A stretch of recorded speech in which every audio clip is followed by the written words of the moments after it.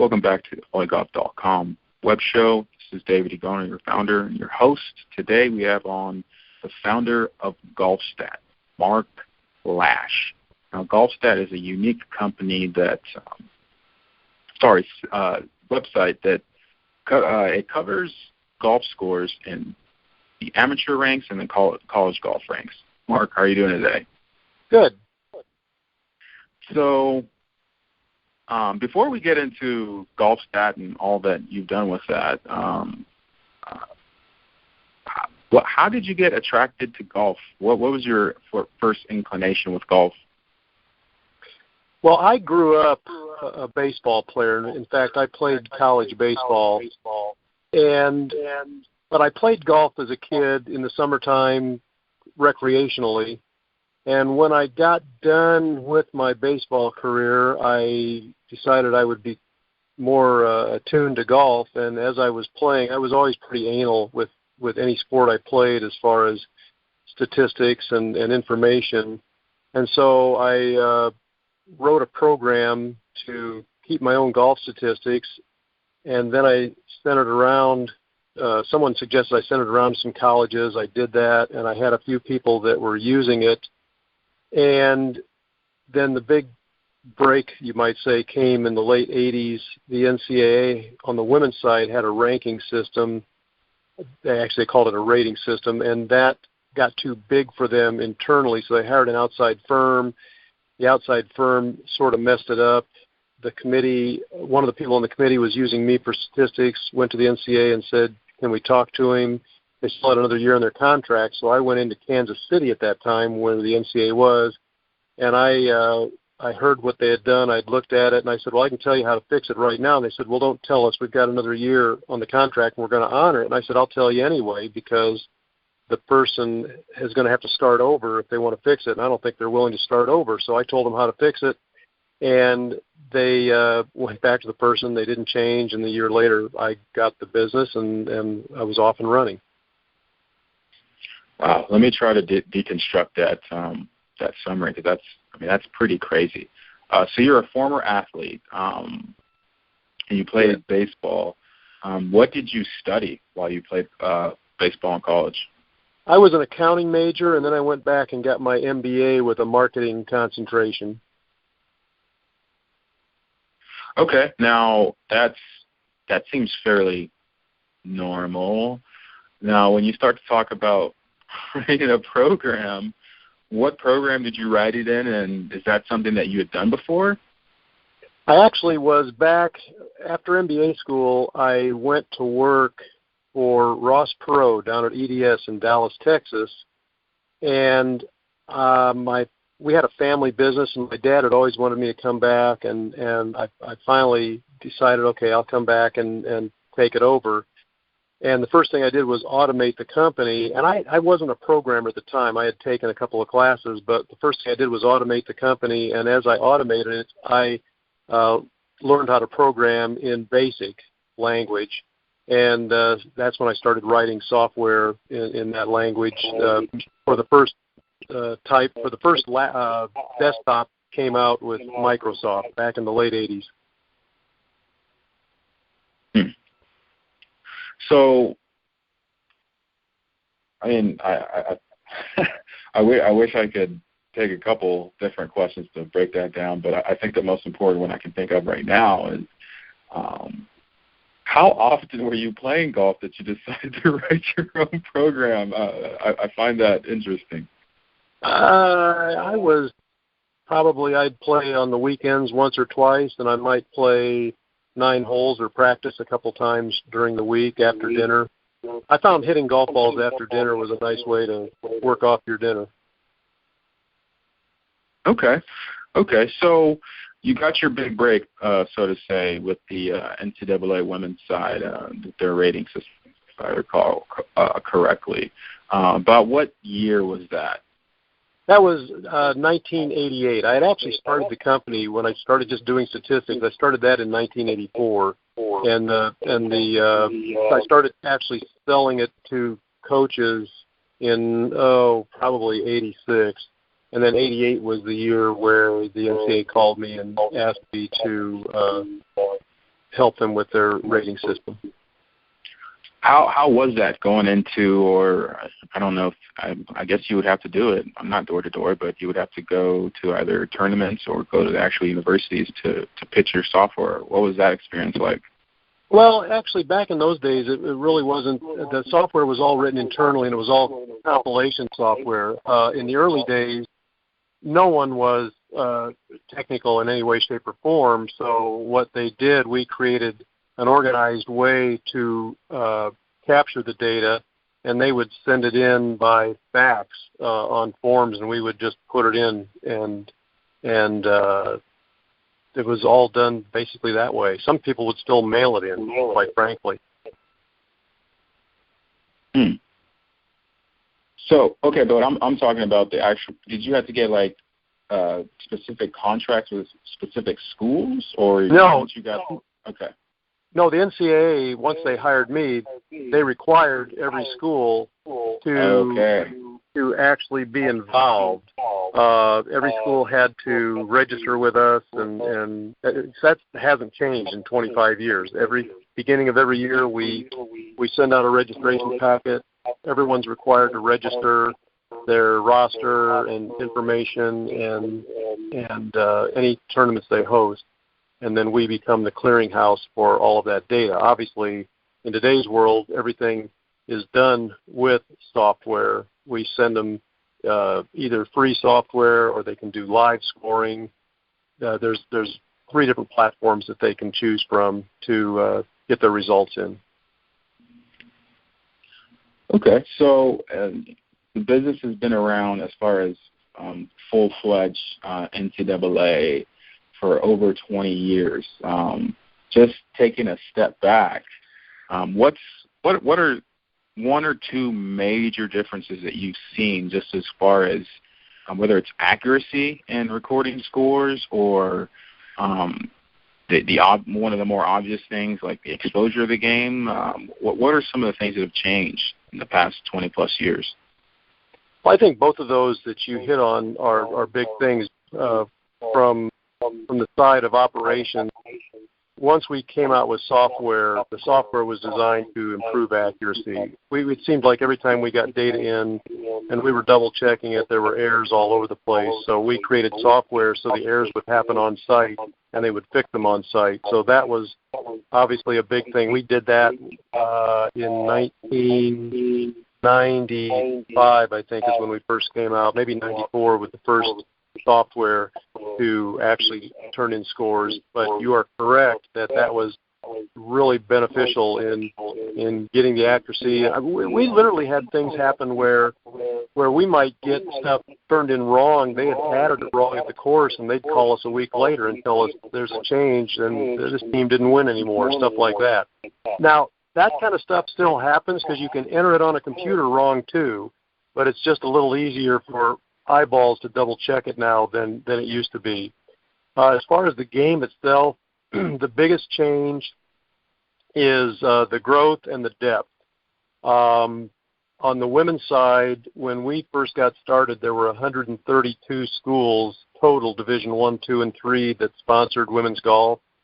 Now we have getting close to 300 just in Division 1, and then the depth has gotten so much better. Just the early years, you would have 1 or 2 teams that might have a chance to win the championship when they got there, and now, of course, we're going to go to match play next year, so that changes the landscape on the women's side. The men have been doing match play for 4 or 5 years at the Division 1 level, but just the depth, when we got to the last few years of stroke play, the amount of teams that could win going into the 3rd round, 4th round even down the last 9 holes, you'd have multiple teams that were still in the hunt. So the depth has gotten so much better. Wow. Well, now,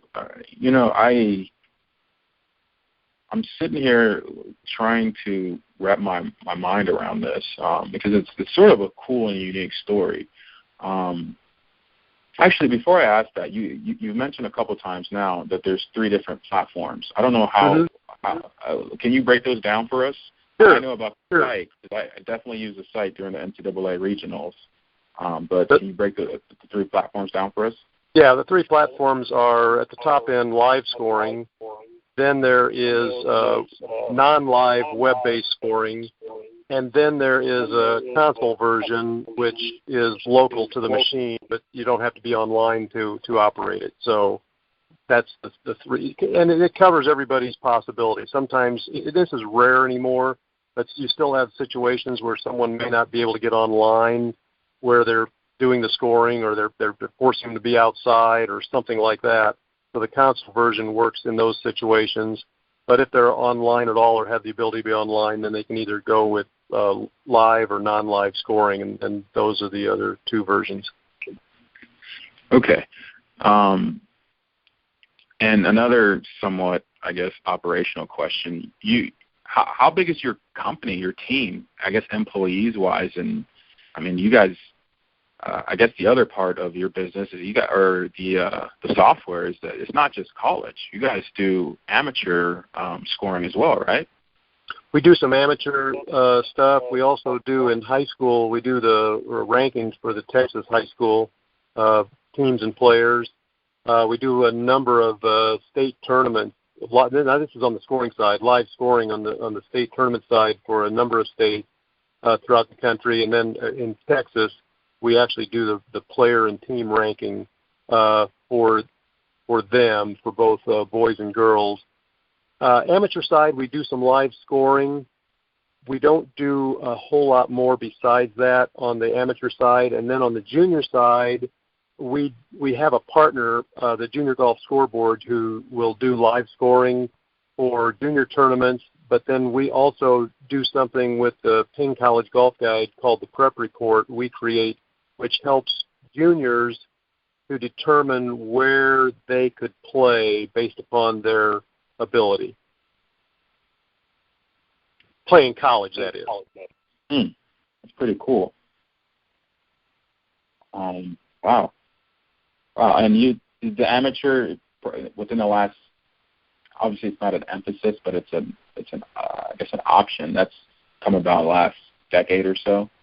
Yes, ever since the live scoring came on, we've had more and more amateur events that signed up for live scoring, and then we the college side and somewhat on the amateur side, we have partnerships with both Golf Week and the Golf Channel on the college side, where anything that's live is also on Golf Week and Golf Channel.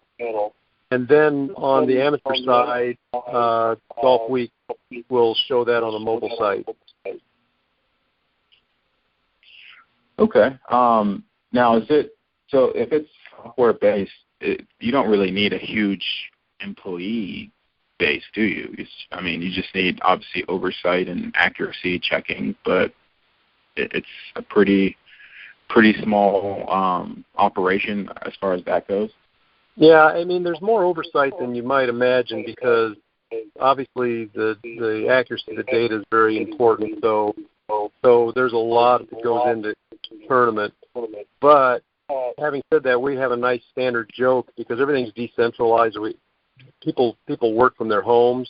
But I've got an employee in Los Angeles. I've got two in Michigan. I've got one in Illinois, two in Indiana, and I've got a tech guy that works. I'm one of his few customers, and he's in North Carolina. So we joke that we have offices all over the country. But the reality is the computers are in Indianapolis, and they everybody just gets into the computers from their home. Okay. Now, what does your normal day look like? We can say, let's do during the NCAA season, and then say now in the summer. Okay. There's probably actually three different breakdowns.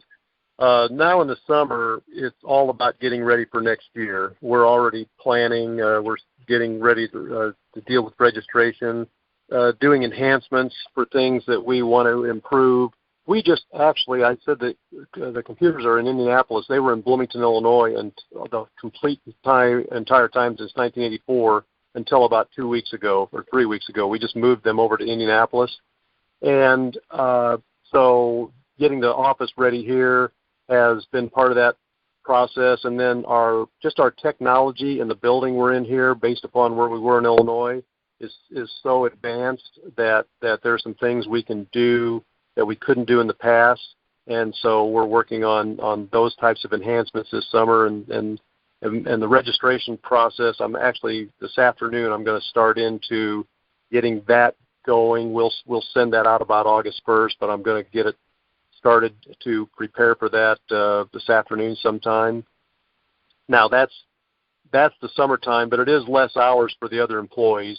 My days are still pretty packed, but for the employees it's less hours. Then when we get into the regular season before the championships, it all depends upon the time of year. When we first get started in August and September, there's a massive amount of registrations taking place, and then tournaments start around September 1st. And so once tournaments start, a typical day will involve all the tournaments that are coming in, and we're checking the data for the accuracy of it and then getting them into the system. We also do statistics for quite a few schools, and it's a separate product. But when that data comes in, we double check that data too. We double check all data, and so that takes up some time. And then sending out reports during the regular season. After we at certain benchmark times, we'll send out reports. We also do have some other things that on a daily basis. We have web pages for conferences. We have web pages for schools. We update their data daily, and so we're constantly working with that. We even do a little bit of editorial. We don't write anything, but stories that are written about events, we put that into the system and showcase it so that we can get a little more coverage for college golf for the tournaments.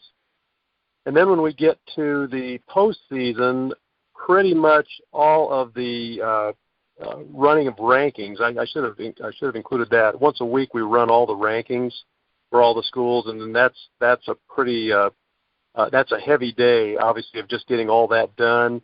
And then the committees use that data to make selections, and so a lot of times they will call us because they get access to the raw data, and sometimes they want us.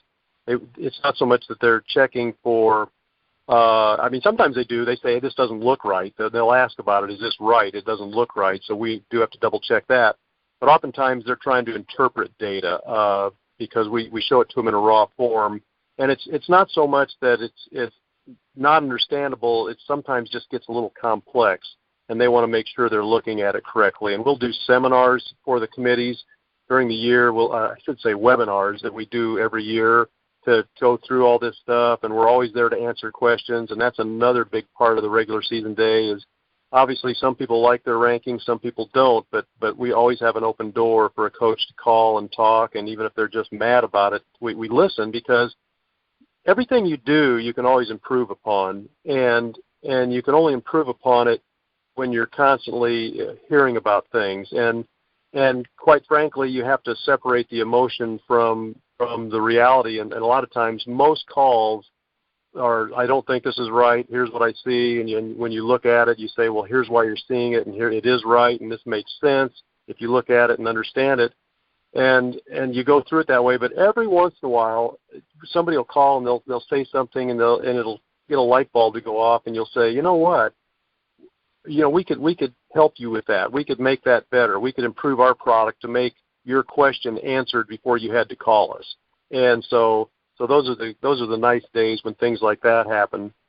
Once we get to the postseason, I'm pretty much on the road the whole time at the events. And we'll have somebody there at the events because the NCAA wants their championships. We're not at all the regionals. The regionals can have us come in, but we're not always there. But the championships, we're at all the championships. We'll have a GolfStat employee at all the championships to make sure that all the scoring goes well and that the volunteers are doing things in the right way. There's a right way to do everything. There's a wrong way, and when you just basically pass out directions and have them do it, sometimes it'll get off on a tangent. But if we're there, we can keep things flowing in a proper and a more accurate and a faster way. Yeah, that's it. When I first reached out to you, I was like, oh, David, you're an idiot. There's no way he's going to have time at least till the end of the NCAA's Division I. Forget about the other levels, and men's and women's, So, it's a very time-intensive undertaking. You mentioned, constructive criticism and improving the product and the software. What's one or two other things that you've learned just from the initial implementation of the software or the program till now, where it's this giant benevolent monster that you just feed data? Well, the hardest thing is that sometimes the software is written from the perspective of data accuracy. And so sometimes the thing that we learn is we have to keep communicating very well to people, because we're not necessarily giving them the easiest usage of software. I mean, there are things built into the software that have to be there, but the software could probably run easier if we took these things out, but they're very important for the software, and that's a fine line you have to deal with everybody. But having said that, you keep finding ways to soften that concern, keep finding ways where people will understand what they're doing, or at least understand the purpose of why they're doing it. And then, especially on the ranking side, that really becomes true, and that one is it's so technical. The data and how it flows is so technical on the ranking side and that's not meant to be that way. I mean, it's not like, well, you just have to get used to it on that one, because at this point we're just providing a report for them. So we sort of approach it from the standpoint that if we keep getting asked the same question over and over again, maybe there's a way we can display the data in the report format that will answer that question before they have to ask it. And I think that's the approach that I always take. And I'm actually in the process of this summer. Some of the enhancements, we are really adding some analysis pieces to the ranking reports, so that it makes it easier for a coach to understand. It makes it easier for a coach to understand how they can move in the rankings, because the ranking, it's a model. It's quite complex. And I've had people that do other models that have told me, why don't you just not tell them anything, because then you don't confuse them. And unfortunately, I don't live in that world, because the NCAA wants to be as transparent as they can. So we have to have the data out there in a format where they can feel comfortable about what's happening, but it is pretty complex. So trying to explain it is a challenge. I can only imagine. A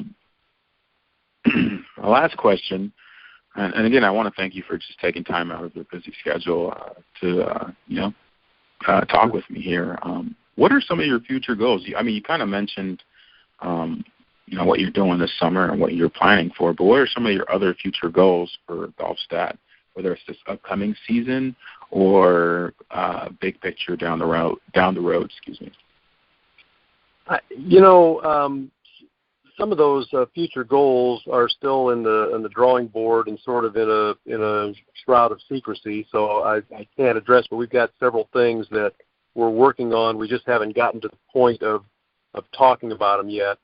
But I think the biggest thing right now, the NCAA has gone at the Division I level. The Golf Channel now is covering the championship, and that first year of the contract was last year. Well, my tech guy spent the last 2 months of the regular season working only with the Golf Channel.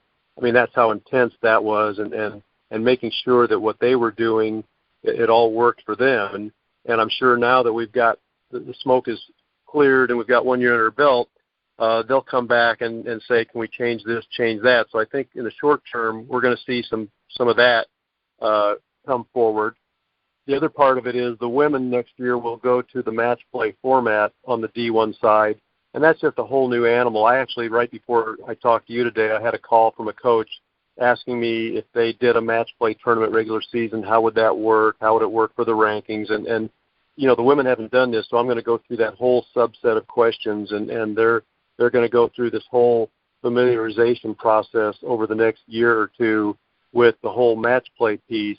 And again, the college golf has changed a lot from the format side in the last few years, and it keeps changing. They keep tweaking it, and that keeps us on our toes. So a lot of what we're doing right now is enhancing the products we already have to make it and everything we do as understandable for the coaches, and so that everybody can do what they want. I mean, everybody thinks there's a magic button, whether it be statistics or whether it be how to schedule or how to manipulate the rankings. And the magic button is play well, but there are certain things that they need to understand. It's sort of like if I told you 2 and 2 was 4, but you didn't know anything about adding, it just tells you the answer and you memorize the answer, but how did I actually get there? Well, that's a constant situation that we want to help the coaches with, so they understand why things happen the way they do, so that they can better try to go get that magic button. You know, I mean, let me just talk about the scheduling piece, because that's the easiest one to explain. Coaches always think there's a magic way to schedule to enhance their ranking, and bottom line, it still is about playing better. And the magic bell to scheduling is, I say, you schedule based upon if there was no ranking. And how would you do that? And the answer is, well, I would schedule the toughest schedule I could to help my people improve. And I said, yeah, what if your team is mentally soft? Well, then I'd probably throw in a couple of easier tournaments to prove to them they can win. I said, well, that's the same thing that'll help you in the ranking, because bottom line is they get confused. Even though there's very, very little at the D1 level, there is no strength of schedule in the ranking by the end of the year, none. It just doesn't exist because we have so much crossover data. But yet there's a perception that strength of schedule is a huge impact. And the reason that is because the strength of schedule is a human nature thing and not a mathematical piece to the formula. And here's how I explain that. If you were a coach and your team was playing the 15 best teams in the country every week, and you were down by 10 shots going into the last round each week, your guys would be grinding with every shot, and every 3-foot missed putt would be a dagger to your heart because it's a shot you just lost. Turn that around and you go play the worst 15 teams every week, and you're up by 30 shots with 9 holes left, and one of your players misses a 3-foot putt. The attitude is, what's the big deal? Now we're up 29. Who cares? We're still going to win. But the reality is every 3-foot putt you miss is a shot you just lost against every team in the country. And that's hard to sell that from a human nature standpoint, but that's the reality of it. The stronger schedule you play, the more attention you will pay. The more attention you will pay, the better off you will play. And it's all human nature as opposed to mathematics. Yeah, that's especially in a team sport dynamic, and I would say especially at the college level, because college is so, my mind is thinking adversarial, but I just want to say, like, there's always a direct opponent, so to speak, a direct comparison that we want to compare our team to, that I can see that clouding judgment like none other. Yeah. If you go win 5 tournaments against the worst teams in the country, all of a sudden, well, we must be pretty good, and you might be. You might be pretty good, but we don't necessarily know that just because you won. We know it more based upon, well, is everybody else beating those teams by 50 shots, and how much are you beating them by? If you're only beating them by 5 and everybody else is beating them by 50 that aren't playing there that week, well, then maybe you're not that good. If you're beating them by 75 and everybody else is beating them by 50, you're probably really good. But again, if you're beating them by 50, with 9 holes left, all of a sudden the motivation factor. There's no piling on in golf. You don't sit there and go, okay, we're up by 50. Let's go make a bunch of more birdies so we can destroy these guys. It doesn't happen. In football, basketball, it may happen because the opponent actually may lay down, but in golf, the opponent is the golf course, and the golf course never lays down. Yeah, that is a constant theme whenever I speak with coaches. You fight against yourself, but you also fight against the course. So there's really there's no moment of rest, or like you're saying, laying down, as a opponent. And it's constant. It's it's all data, really, which is awesome. Right.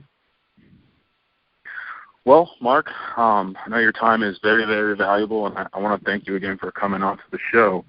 I don't know if we'll be able to talk again, but this is, I would love to go into more depth at a later time, just as far as the rankings and all that, because I think it's fascinating and it's so unique, and you're at the front lines of it. Yeah. I'm getting shot at sometimes. Well,